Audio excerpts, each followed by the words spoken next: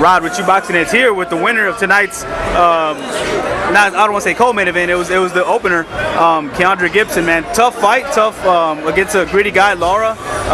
First off, how you feeling coming out of that fight? I feel, pretty good. I made the fight harder than what it should have been, but I think it's time for me to move up to 47. I came all the way down to 43 in this fight, and I think I just cut it too much weight, and I felt it in the second round. But taking no excuses, giving no excuses. Lara came to fight, and he did his job, but I still came out with the victory, so it is what it is, and a win is a win. Yeah, and you got the W. It was a good test, and you passed it. But we see Lara in his last bout. He pushed Fidel Maldonado to the limit, even hurt him.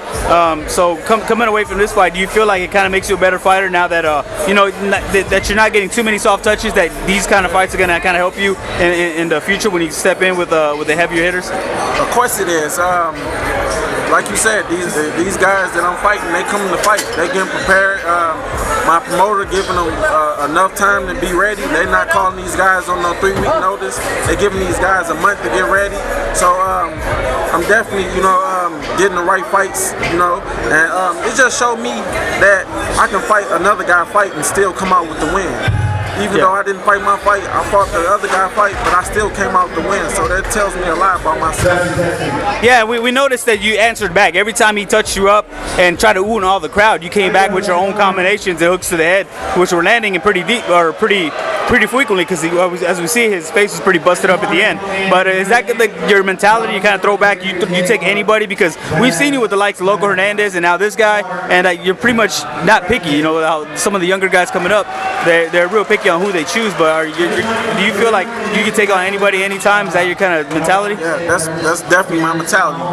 I signed up for boxing to be the best, and they try to give me opponents that's less than these guys, and I don't want those type of opponents. I want these fights I can know for myself that I can win. When it comes to me fighting 12 rounds, that I can dig deep and get the decision. Okay, I mean, well, you sound pretty hard on yourself. I think it was pretty impressive because the way you battled back, and it was an entertaining fight. But again, what do you take away from this when you go into the next camp and go on to possibly moving up to welterweight? Moving my feet more, moving my hands more. When I get my shots off, don't be there to get exchange backs for the person. Don't give a guy opportunity to come back and to land his shots. But I'm still learning. I just got to get back in the gym and work on finding out my body and how my body works. Okay. I definitely think it's time for me to move up to 47. All right, and this was a pretty tough fight, and usually guys take off, pretty some time, after a fight like this. So how soon are you looking to get back in the ring? I talked to my promoter, the Golden Boy staff.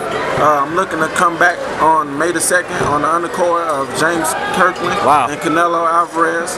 It will be my first 10-rounder. Yeah. So just got to get back in the gym and work on the things that I need to work on so I can have a A+ performance my next fight.